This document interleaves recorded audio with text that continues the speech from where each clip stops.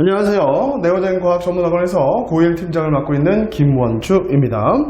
2025년 2학기 기말 통합과학 고양외고 내신 분석 리포트 시작해보도록 하겠습니다. 일단 고양외고는 시험 범위가 소단원별로 조금씩 들어갔기 때문에 거의 2학기 기말의 범위는 그냥 통합과학 2의 그냥 전범위였다라고 생각해 주시면 되실 것 같고요. 자, 시험 대비 하는 데 있어서도 그 앞부분의 내용들까지도 같이 시험 문제가 좀 같이 나왔기 때문에 시험 문제 준비하는 데 있어서 조금 더 까다로웠다라는 생각이 듭니다. 예전 기출문제랑은 비슷한 난이도로 나왔고요. 고양외고 자체가 문제수가 많고요. 그렇다고 해서 너무 쉽지 않기 때문에 중상급 난이도 문제들이 연속적으로 나와 있기 때문에 충분한 연습 문제의 풀이가 좀 필요합니다. 그리고 기출문제 고양외고뿐 아니라 다른 학교들의 기출문제들도 꼼꼼하게 풀어보는 습관 들이면 되겠다라는 생각을 해보고요. 기본적으로 논술형 문제는 골고루 나왔고 논술형 시험 문제는 보면서 바로 학교에서 걷어가기 때문에 그 자료를 좀 찾기는 힘들지만 학생들이 본 걸 가지고 좀 복기를 좀 해본다면 골고루 시험 문제 나왔다라는 얘기를 합니다. 그러니까 객관식 문제를 기본적으로 토대로 봤을 때 골고루 나왔을 것이다 라는 예상을 좀 해보고요. 일단 지구하고 생명 파트는 다소 좀 까다롭게 좀 나왔고요. 화학 파트는 다소 어렵게 나왔습니다. 까다롭다기보다는 좀 어렵게 나왔다. 그러니까 느낌상 차감 난이도가 조금 화학이 좀 높았다라고 생각이 좀 들고 논술형은 전단원이 골고루 나왔다라는 걸 다시 한번 강조드리고요. 대표 문항 분석 한번 해보겠습니다. 첫 페이지에 여러 가지 자료들이 나와 있죠. 그래서 3번, 4번 문제가 온실기체에 관한 지구온난화에 관한 문제입니다. 이거는 자료 해석 문제이기 때문에 아마 학생들이 이런 자료들이 기출문제에 있었기 때문에 처음 보는 자료는 아닐 거라고 생각이 듭니다. 그러니까 기출문제를 좀 꼼꼼히 풀었으면 충분히 풀 수 있는 문제였다라는 생각을 해봅니다.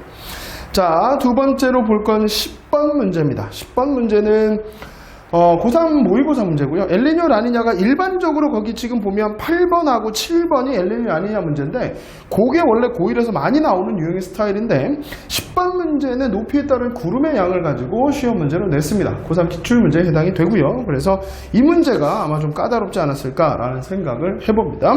그리고 12번 문제 보면 자연선택선인데 이 자료도 아마 흔치 않은 자료일 거고요. 어떻게 보면 친구들한테는 아마 신유형 문제가 되지 않았을까라는 생각을 해봅니다. 그래도 문제 자료 자체는 우리가 자연 선택설에 관한 거기 때문에 충분히 여러분이 풀 수 있겠다라는 생각을 해봅니다. 그 다음에 14번, 15번이 연결 문제인데요. 14번 문제도 생태계 평행에 관한 문제. 이 자료도 뭐 생소하긴 하지만 그래도 여러분이 많이 비슷한 문제들의 유형을 풀어봤기 때문에 문제가 좀 길어서 그렇지 여러분들이 보셨다면 기출문제에서 많이 노출된 유형이다라는 생각이 듭니다. 그 다음에 18번 문제입니다. 이거는요 여러분 지극히 암기형이죠. 생태계 평형을 보존하기 위한 대책에 대한 국제적 협약을 물어보고 연도까지 물어봤습니다. 이거는 이렇게까지 문제를 내진 않죠. 그러니까 지극히 암기형이기 때문에 학교 수업을 충실히 들어야지만 풀 수 있는 문제다. 제가 봤을 때 아마 이 문제 거의 많이 틀렸을 거라고 생각이 듭니다. 그 다음에 21번 문제가 이제 화학 파트 문제죠. 중화반응에 관한 문제이고요.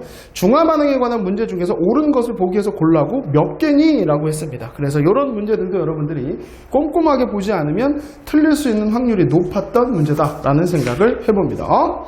그리고 28번 문제도 비슷한 유형인데 염산에다가 수산화나트륨을 조금씩 부었습니다. 그래서 이제 그 자료를 가지고 이온 수비 어떻게 되니? 뭐 Na 플러스 수, 뭐 얘네들이 뭐 얼마가 더 들어가야지 중화 반응이 되니 이런 것들에 대한 문제는 많이 여러 번 해봤지만 이걸 되게 세세하게 물어봤기 때문에 꼼꼼한 중화 반응 정리 필요하고요. 그 다음에 30번 문제를 보면 많이 풀었던 중화 반응의 유형입니다. 근데 여러분들이 이제 계산이나 이런 것들에 대해서 실수를 하게 되면 틀릴 수 있을 법한 문제. 그래서 문제 개수 자체가 많다 보니까 여러분이 빨리빨리 정확하게 풀지 않으면 점수를 받기에 좀 까다로웠던 문제이지 않았을까라는 생각을 해봅니다.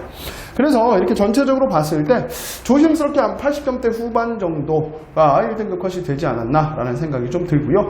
기본적으로 고양외고 문제는 중상 난이도의 문제가 연속적으로 문제수가 많다. 그리고 논술형 문제는 따로 또 시험을 보기 때문에 그 부분에 대한 부분도 공부를 해둬야 되고, 고양외고 같은 경우에 특이하게 시험 범위가 각 단원에서 조금씩 나오기 때문에 그냥 어차피 전 단원을 다 공부해야 된다라는 개념으로 공부하시면 좋은 성적 거둘 수 있을 것 같습니다. 2025년 2학기 기말 통합과 고양외고 내신 분석 리포트 여기서 마치도록 하겠습니다. 감사합니다.